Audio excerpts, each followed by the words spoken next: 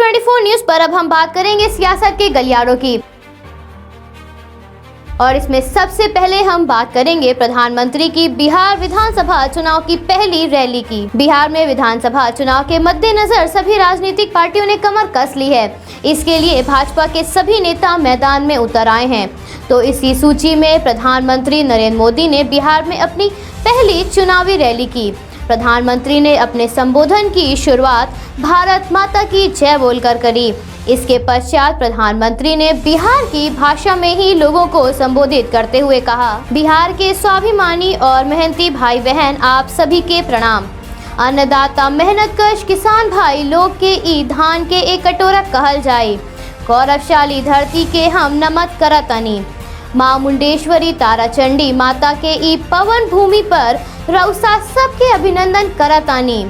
इसके बाद प्रधानमंत्री ने लोगों के सामने अपनी बात रखी। प्रधानमंत्री अपने पूरे संबोधन में लालू और कांग्रेस पर हमलावर रुख अपनाए हुए रहे।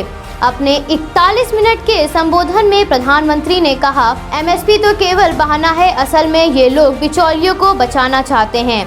अपने संबोधन में प्रधानमंत्री ने नीतीश कुमार के महागठबंधन से अलग होने के फैसले का समर्थन किया। प्रधानमंत्री ने रामविलास पासवान का जिक्र करते हुए कहा कि आखिरी समय तक और आखिरी सांस तक मेरे साथ रहने वाले रामविलास पासवान जी को मैं श्रद्धांजलि अर्पित करता हूं। इसके साथ ही प्रधानमंत्री ने रघुवंश प्रसाद को भी श्रद्धांजलि अर्पित की। अपने संबोधन में प्रधानमंत्री ने चिराग पासवान और लोक जनशक्ति पार्टी को लेकर कुछ नहीं कहा। अब आइए बात करते हैं लोक जनशक्ति पार्टी के अध्यक्ष चिराग पासवान की।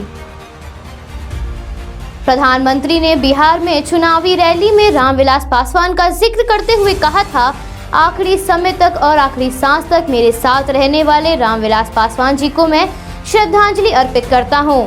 इस पर लोक जनशक्ति पार्टी के प्रमुख चिराग पासवान ने ट्विटर के जरिए कहा, आदरणीय नरेंद्र मोदी जी बिहार आते हैं और पापा को एक सच्चे साथी के जैसे श्रद्धांजलि देते हैं।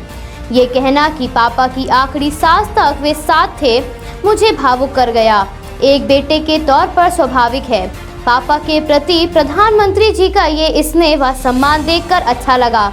इस ट्वीट के अंत में चिराग ने प्रधानमंत्री को धन्यवाद अदा किया है। चिराग पासवान ने गोविंदपुर में चुनावी रैली की थी, जहां पर भारी संख्या में लोग मौजूद थे। चिराग पासवान ने गोविंदपुर के लोगों को संबोधित करते हुए एक ट्वीट के जरिए उनकी इस प्रकार के स्वागत के लिए धन्यवाद दिया। चिराग ने कहा, गोविंदपुर की जनता को इस प्रकार के स्वागत के लिए दिल से धन्यवाद। आप सभी के आशीर्वाद से बिहार फर्स्ट बिहारी फर्स्ट के लिए संकल्पित लोजपा प्रत्याशी भाई रंजीत यादव जी विजय होंगे और बिहार के नव निर्माण में सहयोग देंगे। जेडीयू के नेताओं को देखते ही उनसे मांगे 5 साल का हिसाब। अब हम बात करते हैं बिहार विधानसभा चुनाव को लेकर राजनीतिक पार्टियों की गुत्थम गुत्थी की। बिहार चुनाव में हर तरह के नुस्खे आजमाए जा रहे हैं। वोटर्स को खुश करने के लिए हर मुमकिन कोशिश की जा रही है।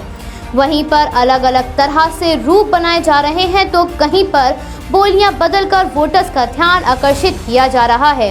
किसी भी पार्टी के प्रचार एक जगह पर कायम नहीं रह पा रहे हैं। क्या बोल रहे हैं उन्हें खुद भी मालूम नहीं होता है, पर उनके बोलने से वोटर्स खुश होने चाहिए। वोटर्स को आकर्षित करने का हर संभव प्रयास सारी पार्टियां कर रही हैं। आपको बता दें कि बिहार चुनाव में सिर्फ रोजगार की ही बात की जाएगी, ये तय हुआ था, और किसी भी मुद्दे पर वोट नहीं मांगा जाएगा।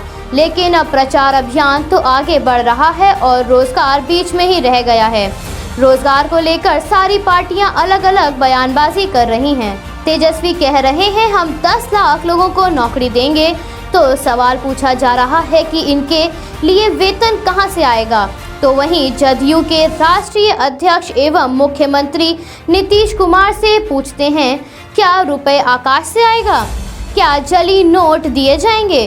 क्या घोटाले के रुपए से वेतन दिया जाएगा जिसके लिए जेल भेजे गए थे? तेजस्वी का जवाब भी वैसे ही है।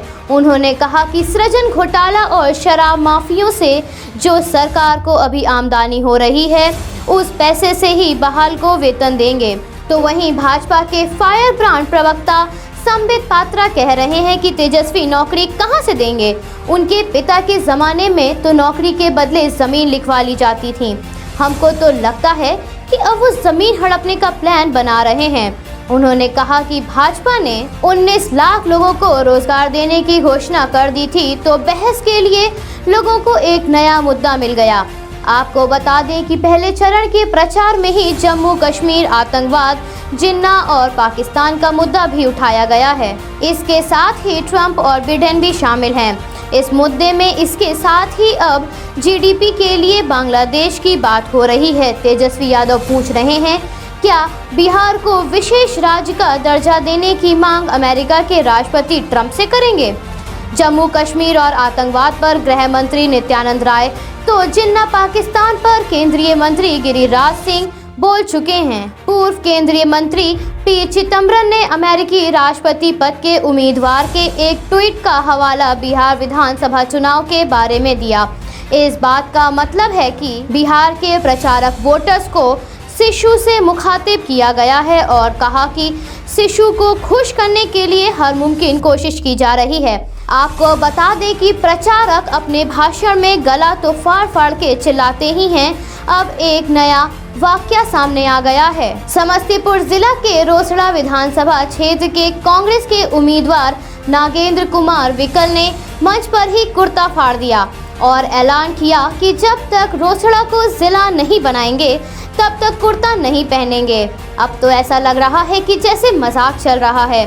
भैंस और बैलगाड़ी पर सवार होकर जनता को रिझाने की पुरजोर कोशिशें की जा रही हैं।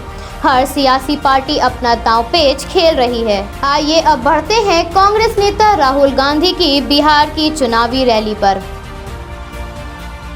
कांग्रेस नेता राहुल गांधी ने बिहार में चुनावी रैली की शुरुआत प्रधानमंत्री पर आक्रमण बोलकर करी। राहुल की इस रैली में आरजेडी के नेता तेजस्वी यादव भी मौजूद रहे। राहुल ने सबसे पहले भारत चीन के मुद्दे पर प्रधानमंत्री पर निशाना साधा। उसके बाद बेरोजगारी का जिक्र करते हुए कृषि कानून का भी जिक्र किया। राहुल ने प्रधानमंत्री पर अडानी और अंबानी का रास्ता साफ करने का आरोप भी लगाया।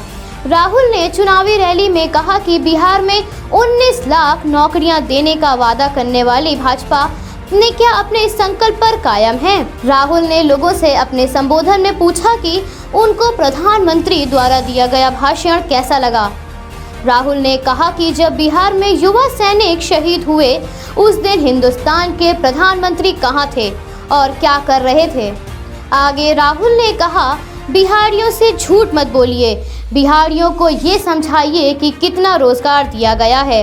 पिछले चुनाव में 2 करोड़ रोजगार बोला था, क्या मिला?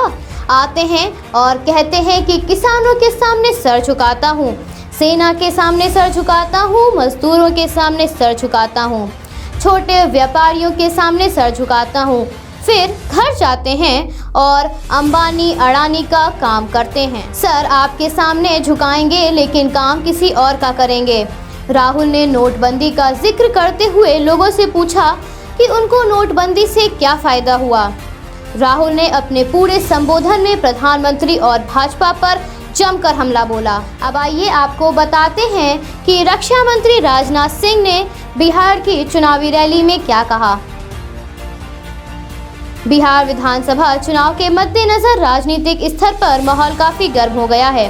रक्षा मंत्री राजनाथ सिंह ने बिहार चुनाव के प्रचार की रैली में लोगों को संबोधित करते हुए कहा कि जम्मू कश्मीर में अनुच्छेद 370 हो या फिर राम मंदिर जैसे बड़े मुद्दों का हल मोदी सरकार में ही संभव हो पाया है। भाजपा अपने घोषणा पत्र में दिए गए वादों को पूरा करने के लिए काम कर रही है।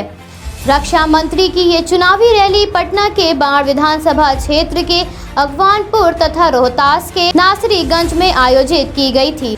भारत और चीन की तनावपूर्ण स्थिति पर राजनाथ सिंह ने कहा कि ये जोखिम उठाने का दम किसी में है तो सिर्फ हमारे पीएम में। उन्होंने कांग्रेस पर तंज कसते हुए कहा कि एक नेता कहते हैं कि यदि हमारी सरकार होती तो 3 दिन के अंदर चीनी सैनिकों को बाहर फेंक देती, जबकि उनके परनाना सत्ता में थे तो चीन हमारी जमीन पर कब्जा कर रहा था।